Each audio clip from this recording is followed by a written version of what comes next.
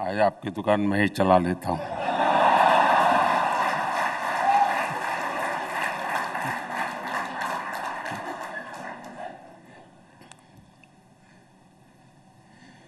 India today conclave में जुड़े सभी महानुभावों को मेरा नमस्कार।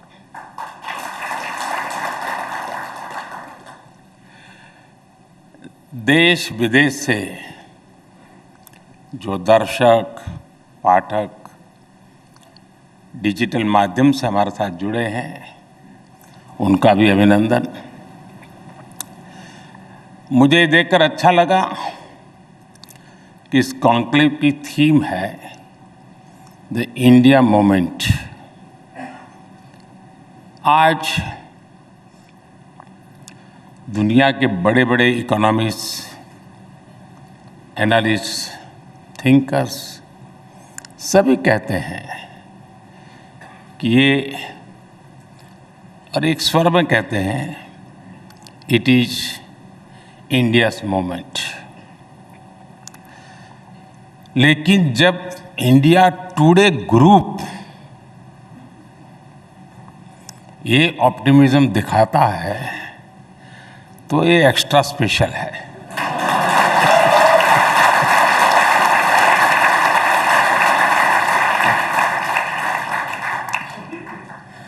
वैसे मैंने 20 महीने पहले लाल किले से कहा था, यही समय है, सही समय है। लेकिन यहाँ पहुँचते पहुँचते 20 महीने लग गए।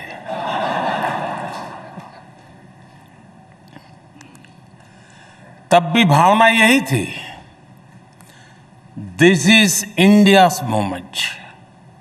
साथियों, किसी भी राष्ट्र की विकास यात्रा में अनेक उतार चढ़ाव आते रहते हैं, कई पड़ाव आते हैं। आज 21वीं सदी के इस दशक में भारत के सामने जो टाइम पीरियड आया है, ये अभूतपूर्व है। आज के कुछ दशक पहले जो देश आगे बढ़े, कई देश आगे बढ़े हैं, विकसित हुए हैं, लेकिन उनके सामने स्थितियां बहुत अलग थी। एक तरह से उनका मुकाबला खुद से ही था, उनके सामने इतनी प्रतिस्पर्धा नहीं थी। लेकिन आज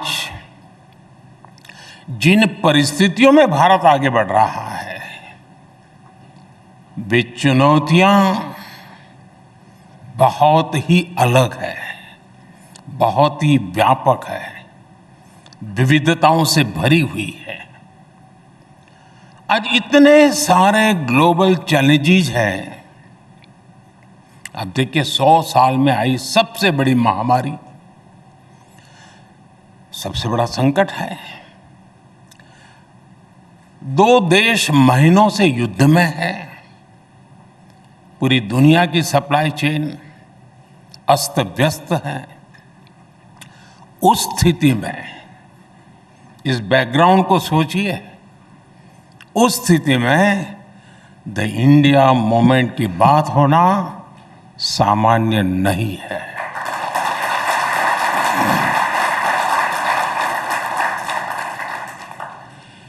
ये एक नया इतिहास बन रहा है जिसके हम सभी साक्षी हैं।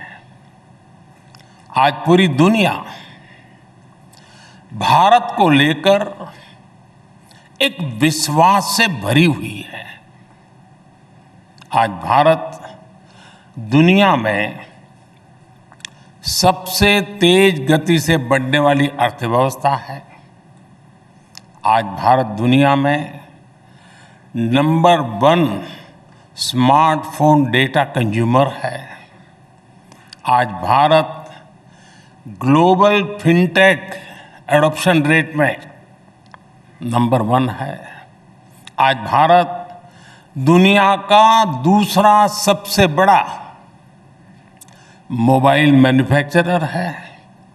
आज भारत में दुनिया का तीसरा सबसे बड़ा स्टार्टअप इकोसिस्टम है। ऐसी कितनी ही बातों पर चर्चा होती रही है, लेकिन चलो पुरानी बातें कभी किसी को जरूरत पड़ेगी तो खोद के निकालेगा। लेकिन मैं अभी अभी की बात करना चाहता हूं आज, और वो भी 2023 की। 2023 के 75 दिन हुए हैं। मैं उन 75 डेज की ही बात आज करना चाहता हूं। इन 75 दिनों में देश का ऐतिहासिक ग्रीन बजट आया। इन 75 दिनों में कर्नाटका के शिवमोगा में एयरपोर्ट का लोकार्पण हुआ। इन 75 दिनों में मुंबई में मेट्रो रेल का अगला फेज शुरू हुआ। इन 75 दिनों में देश में दुनिया का सबसे लंबा रिवर क्रूज चला। बेंगलुरु मैसूरू एक्सप्रेसवे शुरू हुआ।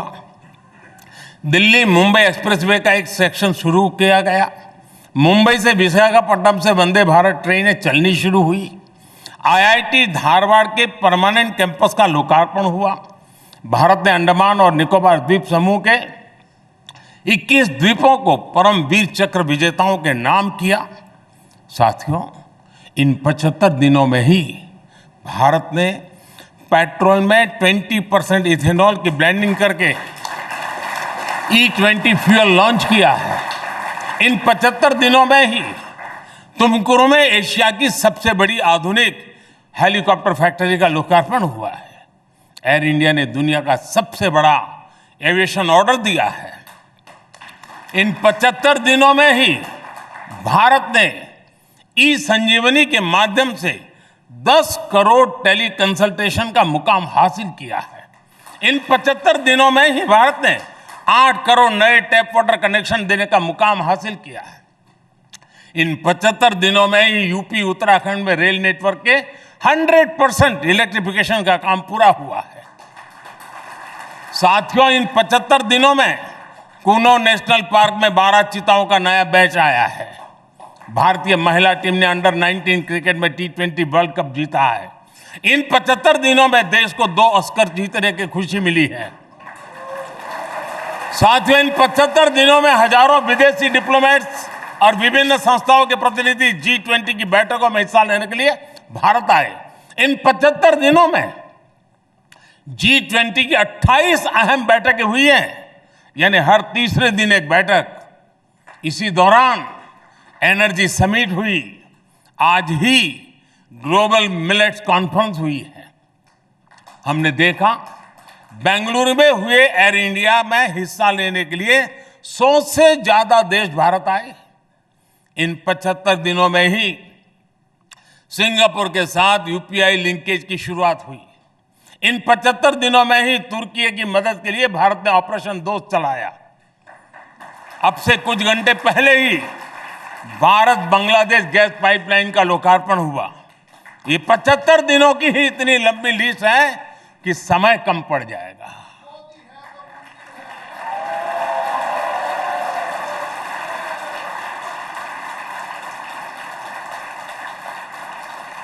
और मैं 75 दिन की कुछ बातें इसलिए दिखा रहा हूं कि यही इंडिया मूवमेंट का ही तो रिफ्लेक्शन है। साथियों, आज देश एक और रोड, रेलवे, पोर्ट, एयरपोर्ट जैसे फिजिकल इंफ्रास्ट्रक्चर बना रहा है। दूसरी ओर भारतीय संस्कृति और सॉफ्ट पावर के लिए भी दुनिया में अभूतपूर्व आकर्षण है। आज योग पूरी दुनिया में लोकप्रिय हो चुका है। आज आयुर्वेद को लेकर उत्साह है। भारत के खान पान को लेकर उत्साह है। आज भारतीय फिल्में, भारतीय संगीत नई ऊर्जा के साथ लोगों को अपना दीवाना बना रहे हैं। हमारे मिलेट्स, श्री अन्न भी पूरी दुनिया में पहुंच रहे हैं। बात चाहे इंटरनेशनल सोलर अलायंस की हो या coalition for disaster resilient infrastructure की हो, विश्व आज इस बात को महसूस कर रहा है कि भारत के आइडियाज और भारत का सामर्थ्य ग्लोबल गुड के लिए है। इसलिए आज विश्व कह रहा है, दिस इज इंडियाज मोमेंट।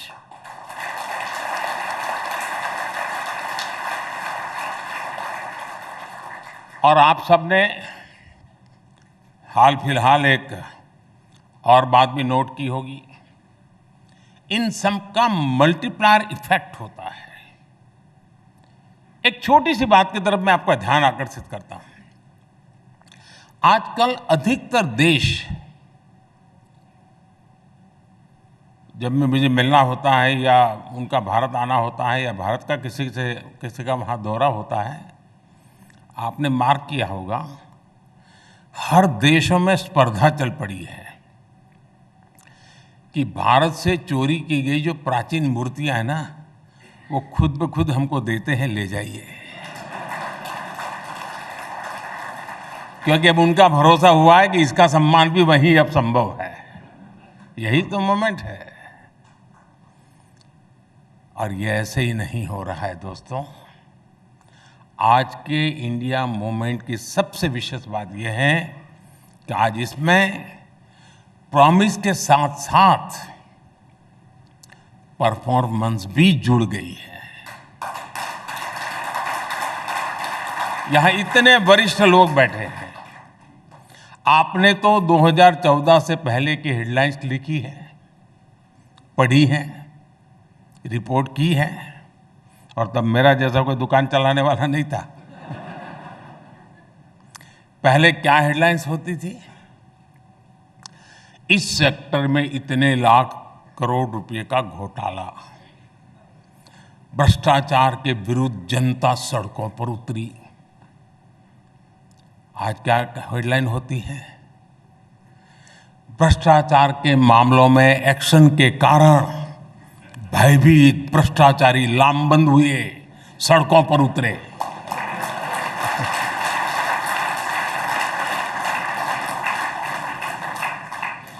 आप लोगों ने तो घोटालों की खबरें दिखा दिखाकर इतनी टीआरपी बटोरी है। अब आपके पास अपॉर्चुनिटी है, भ्रष्टाचारियों पर कार्रवाई दिखा करके टीआरपी बढ़ाइए। किसी के प्रेशर में ना आए, बैलेंसिंग के चक्कर में ये मौका न गंवाएं। साथियों, पहले शहरों में बम ब्लास्ट की हेडलाइंस होती थी, नक्सली वारदातों की हेडलाइन होती थी। आज शांति और समृद्धि की खबरें ज्यादा आती है। पहले पर्यावरण के नाम पर बड़े बड़े इंफ्रास्ट्रक्चर प्रोजेक्ट रोके जाने की खबरें आती थी। आज पर्यावरण से जुड़ी पॉजिटिव न्यूज के साथ ही नए हाईवे, एक्सप्रेसवे बनने की खबरें आती हैं। पहले ट्रेनों की दुखद दुर्घटनाओं की खबरें आम बात होती थी। आज आधुनिक ट्रेनों की शुरुआत हेडलाइन बनती है। पहले एयर इंडिया के घोटालों की बेहाली की चर्चा होती थी।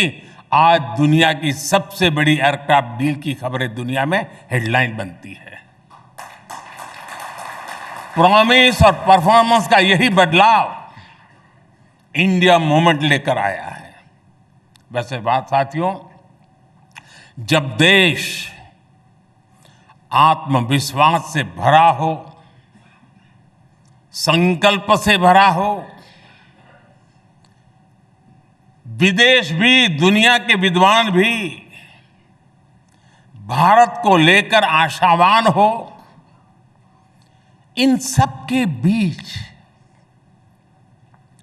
निराशा की बातें, हताशा की बातें, भारत को नीचा दिखाने की बातें, भारत का मनोबल तोड़ने की बातें भी होती रहती है। अब हम जानते हैं कि किसी कहीं पर भी शुभ होता है ना, तो काला टीका लगाने की परंपरा रहती है। तो आज इतना शुभ हो रहा है, इतना शुभ हो रहा है कि कुछ लोगों ने काला टीका लगाने का जिम्मा लिया है। और ये इसलिए कि नजर न लग जाए।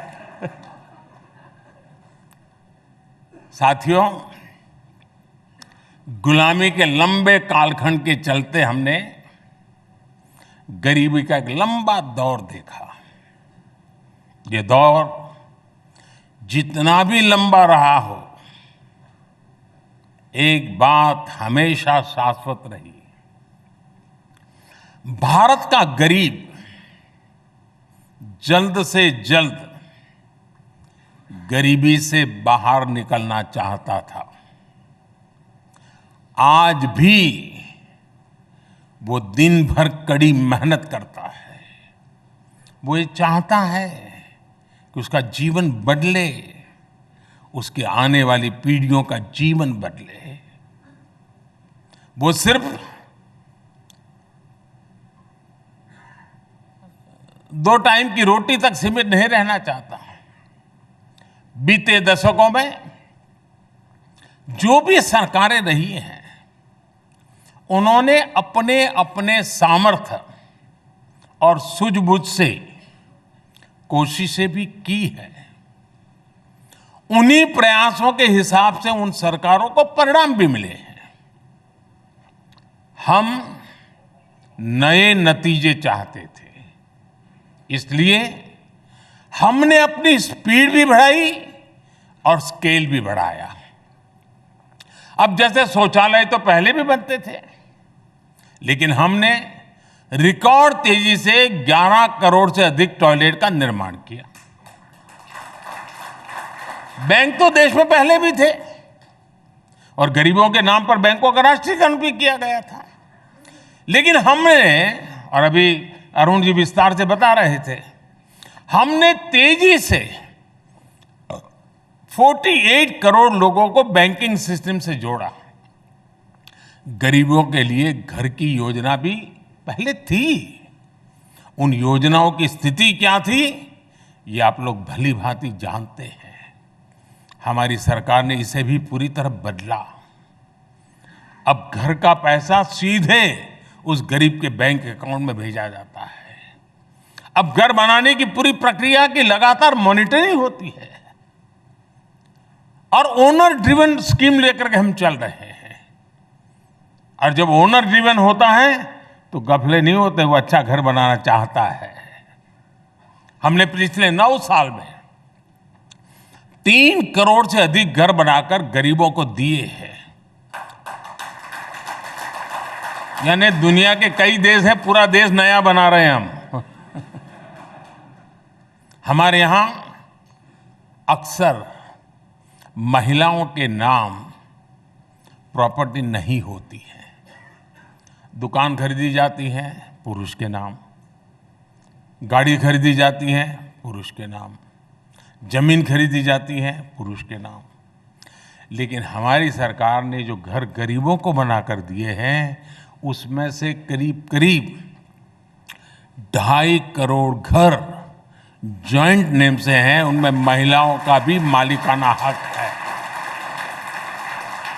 अब आप सोचिए, गरीब महिला खुद को एम्पावर फील करेगी तो फिर इंडिया मूवमेंट आएगा कि नहीं आएगा?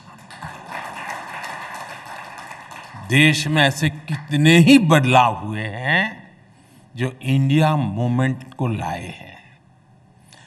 इनमें से कुछ बदलावों की चर्चा तो मीडिया भी नहीं करता। क्या आप जानते हैं कि पूरे विश्व की एक बहुत बड़ी चुनौती प्रॉपर्टी राइट्स की भी है? वर्ल्ड बैंक की रिपोर्ट कहती है कि दुनिया में सिर्फ 30% आबादी के पास ही उनकी प्रॉपर्टी का लीगली रजिस्टर्ड टाइटल है। यानी दुनिया की 70% आबादी के पास उनकी प्रॉपर्टी का कानूनी दस्तावेज नहीं है। प्रॉपर्टी का अधिकार ना होना वैश्विक विकास के सामने बहुत बड़ा अवरोध माना जाता है। दुनिया के अनेक विकसित देश भी इस चुनौती से जूझ रहे हैं, लेकिन आज का भारत इसमें भी लीड ले रहा है। पिछले 2-2.5 साल से भारत में पीएम स्वामित्व योजना चल रही है। टेक्नोलॉजी का भरपूर उपयोग हो रहा है। भारत के गांवों में ड्रोन टेक्नोलॉजी की मदद से जमीन की मैपिंग की जा रही है। अब तक भारत के 2,34,000 गांवों में ड्रोन सर्वे पूरा किया जा चुका है। 1,22,00,000 प्रॉपर्टी कार्ड दिए भी जा चुके हैं। इस पूरी प्रक्रिया का एक और लाभ हुआ है, गांव के लोगों का ये डर भी कम हुआ है कि अगर वो गांव से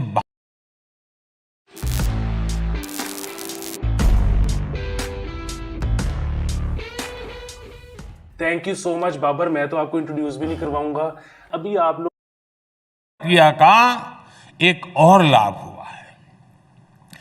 गांव के लोगों का ये डर भी कम हुआ है कि अगर वो गांव से बाहर गए तो उनके घर या जमीन पर कब्जा हो जाएगा।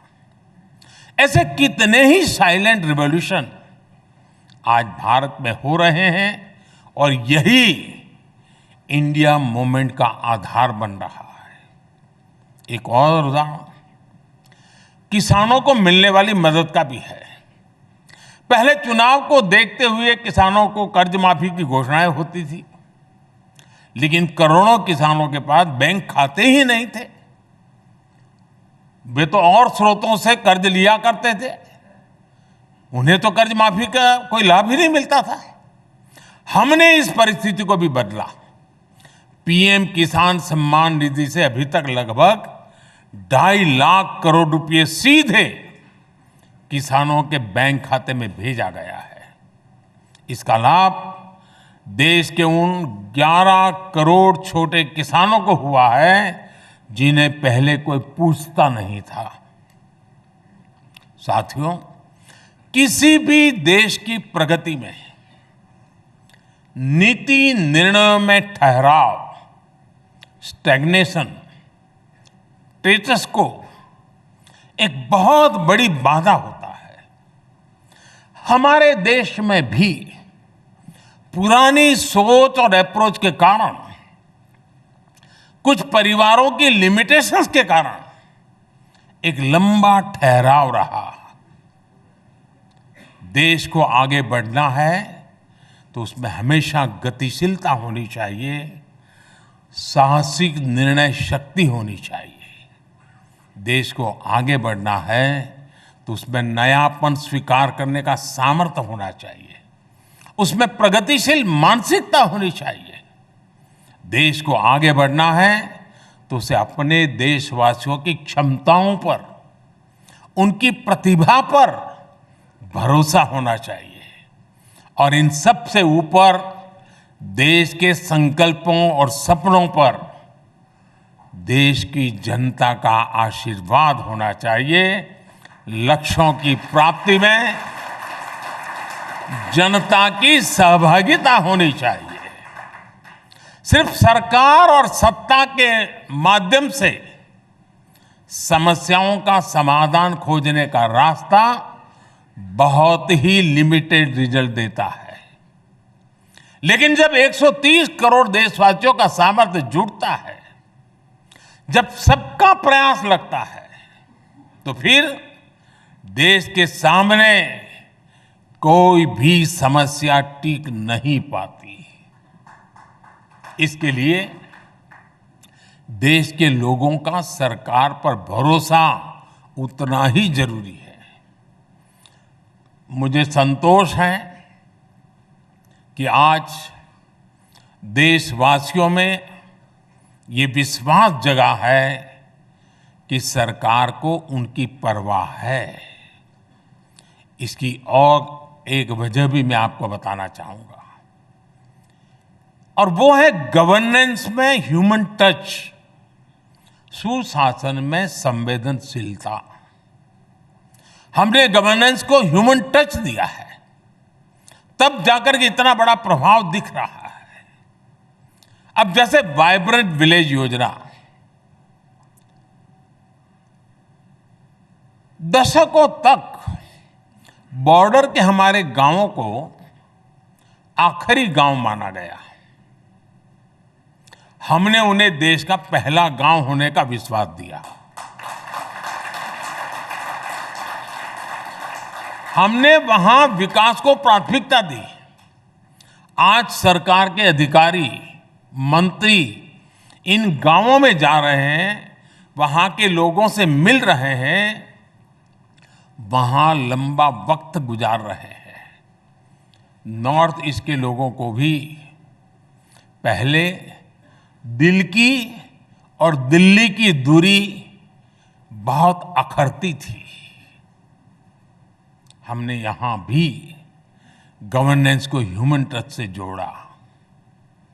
अब केंद्र सरकार के मंत्री, जैसे अरुण जी ने बड़े विस्तार से बताया, नियमित रूप से नॉर्थ ईस्ट का विजिट करते हैं, और वो भी स्टेट कैपिटल पर नहीं, डिटेल इंटीरियर में जाते हैं। मैं भी नॉर्थ ईस्ट जाने की हाफ सेंचुरी मार चुका हूं।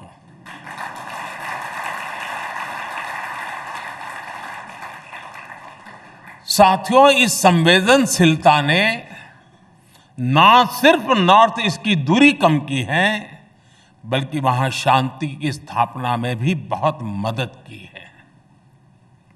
आपको यूक्रेन क्राइसिस के दौरान सरकार की कार्य संस्कृति को भी याद करना चाहिए। देश के हजारों परिवार चिंता में थे। हमने करीब करीब 14,000 परिवारों से कनेक्ट किया। हर घर में सरकार का एक प्रतिनिधि भेजा, उन परिवार के अंदर बीच बैठा, सरकार के व्यक्ति के रूप में बैठा। हमने उन्हें मुश्किल घड़ी में विश्वास दिया कि सरकार उनके साथ है। आपको मालूम होगा, कभी कभार ऐसी चीजों को हम इतना उछाल दिया जाता है कि जहां काम करना है उसमें भी रोड़े अटक जाते हैं। और इसलिए हमने पहला काम किया, जाओ भाई उस परिवार में जाके बैठो, उनको रेगुलरली कम्युनिकेट करो। और इसके कारण देश के सब आश्वस्त हुए लोग कि ठीक है भाई, बच्चा वहां है, अभी इस स्थिति में है, कल आएगा, परसों आएगा, इस स्थिति बनाई। मानवीय संवेदनाओं से भरपूर ऐसी गवर्नेंस से इंडिया मूवमेंट को एनर्जी मिलती है। आप कल्पना कर सकते हैं, अगर गवर्नेंस में ये ह्यूमन टच न होता तो हम कोरोना के खिलाफ इतनी बड़ी लड़ाई भी नहीं जीत सकते थे। साथियों, आज भारत जो कुछ हासिल कर रहा है, उसके पीछे हमारी डेमोक्रेसी की ताकत है, हमारे इंस्टीट्यूशंस की शक्ति है। दुनिया आज देख रही है कि आज भारत में लोकतांत्रिक तरीके से चुनी गई सरकार निर्णायक फैसले ले रही है, और भारत ने दुनिया को दिखाया है डेमोक्रेसी कैन डिलीवर। बीते वर्षों में भारत ने अनेकों नए इंस्टीट्यूशंस का निर्माण किया है। इंटरनेशनल सोलर अलायंस भारत के नेतृत्व में बना। Coalition for disaster resilient infrastructure CDRI का गठन भारत के नेतृत्व में हुआ। नीति आयोग आज भविष्य के रोड मैप को तय करने में बड़ी भूमिका निभा रहा है। National company law tribunal NCLT देश में कॉरपोरेट गवर्नेंस को मजबूत करने में अहम भूमिका निभा रहा है। GST काउंसिल की वजह से देश में आधुनिक टैक्स व्यवस्था बनी है। दुनिया देख रही है कि कैसे भारत में ज्यादा से ज्यादा लोगों की लोकतांत्रिक भागीदारी बढ़ रही है। देश में कोरोना के बीच भी अनेकों चुनाव हुए, सफलतापूर्वक हुए। ये हमारे इंस्टीट्यूशंस की ताकत है। वैश्विक संकट के बीच आज भारत का अर्थतंत्र मजबूत है, बैंकिंग सिस्टम मजबूत है। ये हमारे इंस्टीट्यूशंस की ताकत है। हमने दूर सुदूर तक कोरोना की वैक्सीन पहुंचाई, 220 करोड़ से अधिक डोज लगवाई। ये हमारी इंस्टीट्यूशंस की ताकत है। मुझे लगता है हमारी डेमोक्रेसी और हमारे डेमोक्रेटिक इंस्टीट्यूशंस पर इसी वजह से ये सफलता ही कुछ लोगों को चूपती है और इसलिए हमले भी हो रहे हैं। लेकिन मुझे विश्वास है इन हमलों के बीच भी भारत अपने लक्ष्यों की तरफ तेजी से आगे बढ़ेगा, अपने लक्ष्यों को प्राप्त करेगा। साथियों, भारत की भूमिका जब ग्लोबल हो रही है तो भारत के मीडिया को भी अपनी भूमिका ग्लोबल बनानी है। सबका प्रयास से ही इंडिया मूवमेंट को हमें सशक्त करना है। आजादी के अमृत काल में विकसित भारत की यात्रा को सशक्त करना है। मैं एक बार फिर अरुण जी का, इंडिया टुडे ग्रुप का, मुझे यहाँ आने का अवसर दिया, बात करने का अवसर दिया, इसलिए उनका मैं धन्यवाद करता हूँ। और 2024 में निमंत्रण का जो साहस दिखाया,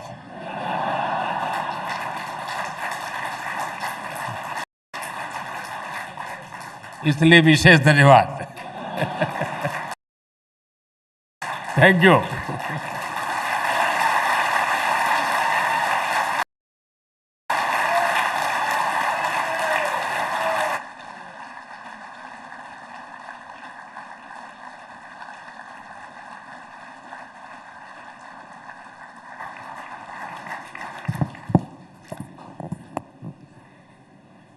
Thank you, Prime Minister.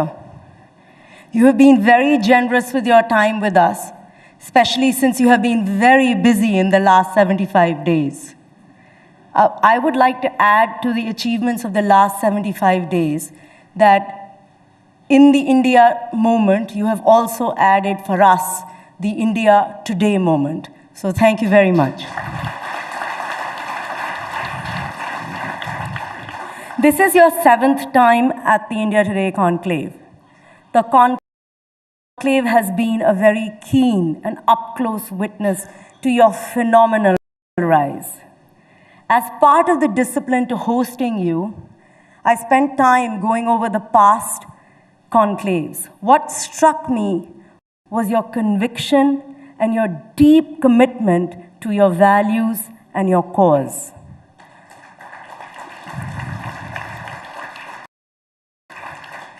Politics is characterized by convenient principles, but you have stuck to your doctrine unapologetically. This, to me, is the secret of your success. What I also now have a greater admiration for is that you laid out your vision and you followed the path and you've emerged as the most popular leader we have ever seen, but on your own terms, as you are. In fact, the system, the narrative, the surround has changed to adopt your way of thinking. You have won the hard way. You said at one of our conclaves, and it stuck with me, कुछ बनने का नहीं, कुछ करने का सोचो. Since you're a great believer of technology, Prime Minister, I thought you would enjoy meeting our newest anchor, Sana. She is our first AI anchor, and I'd very much like you to meet her. Sana, come say hello. माननीय प्रधानमंत्री जी, हम आभारी हैं कि आप हमारे बीच आए। मेरी ऑन द जॉब लर्निंग अब शुरू हो गई है और 2024 तक मैं देश की सबसे अच्छी जर्नलिस्ट होने की कोशिश करूंगी। उम्मीद करती हूं कि तब आपसे एक एक्सक्लूसिव इंटरव्यू करने का मौका मिलेगा। बहुत बहुत धन्यवाद।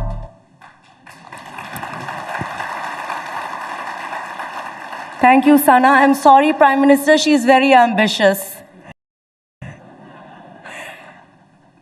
I'm sure, PM, you already have a few AI spokespersons in the making, ready for me, and I will be welcoming them in the Aaj Tak AI newsroom. We have an exciting 18 months coming up. Nothing excites politicians and journalists more than an election. In that, we are fully united. May the best team win. Until next time, good night and good luck.